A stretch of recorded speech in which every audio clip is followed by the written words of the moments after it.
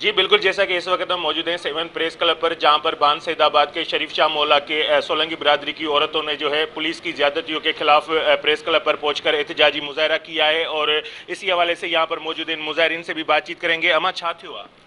अदा असां ते इंतज़ाम कोरी न हयो आहे। 8 लखनि जो मुंहिंजी न्याणीअ ते अथनि बेगुनाह ऐं असां बेगुनाहनि ते असां ते इंतज़ाम हयो अथनि। मुंहिंजी न्याणीअ खे मारे मारे चवनि त हरूभरू तूं कंहिंजे मथां बीह, तूं हरूभरू कंहिंजे मथां बीह, तूं चओ न त असां तोखे उपट मारींदासीं। ईअं सोरी थींदो आहे। पुलिस धार मारियो आहे, अवेस धार मारियो आहे। मुंहिंजी न्याणी खे मारे मारे मुंहिंजी खे बेहोश करे छॾियो अथनि। मुंहिंजी ज़हनी मरीज़ करे छॾी।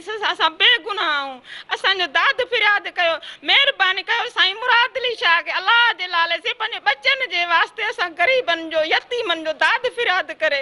असांजो को ॿुधण वारो चङो मठो ई कान्हे। असांजो साईं मुरादली शाह खे क़ुरान आहे बचनि जे सदके असांजो दाद फिरियाद। सूबेदार मारियो आहे, पोइ अवेस मारिया बेगुनाह, पोइ वरी बंदि करे छॾियो अथनि। पोइ वरी छा जे लाइ मारियो अथनि अदी? चोरीअ तां माराइनी अथनि। पोइ वरी लिकाए चयनि त तूं ॿी जीअं ते बि त असां छॾींदासीं, न त पोइ असां कोन छॾींदासीं।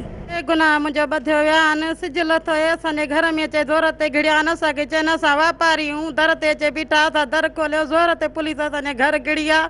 असांखे धक हयां अथनि, ॾाढो असांखे मारियो अथनि। भाउ तव्हांजो किथे असांखे ॿुधायो। असां हाणे हिननि खे ॿुधायो कोन त मुंहिंजो भाउ दरवेश आहे, उहो वठी वियो सिधो हुनखे धक हणंदा मारींदा, मोबाइल खसे हुनखां पुरे रखी छॾनि।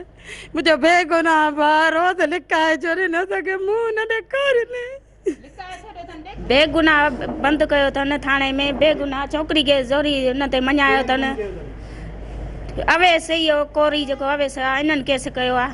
मुंहिंजो बेगुनाह ने ॿधी छॾियो अथनि केस पैसनि जे केस में। जैसा कि यहाँ पर मौजूद आपने मुजाहिरीन की बातें सुनी, उनका कहना है कि इस हमारी छोटी सी बच्ची पर, जो कि कोरियों के घर पे जो है काम करती थी, उनने उन पर 8 लाख के चोरी का झूठा इल्ज़ाम लगाकर इस पर जो है तशद्दुद किया है। और उसके बाद जो है हमारे घर में बान सैदाबाद पुलिस ने भी घुसकर हम पर तशद्दुद किया है और एक हमारे अफराद को जो है गिरफ्तार करके अभी तक जाहिर भी नहीं किया। हम वज़ीर आला Sindh, IG Sindh, DIG Hyderabad, SSP Jamshoro और आला हुकाम से मुतालबा करते हैं कि फिलफौर हमारा नोटिस लेकर हमें इंसाफ फराहम किया जाए। Cameraman team camera Majid Ali Qureshi, वश न्यूज़ से।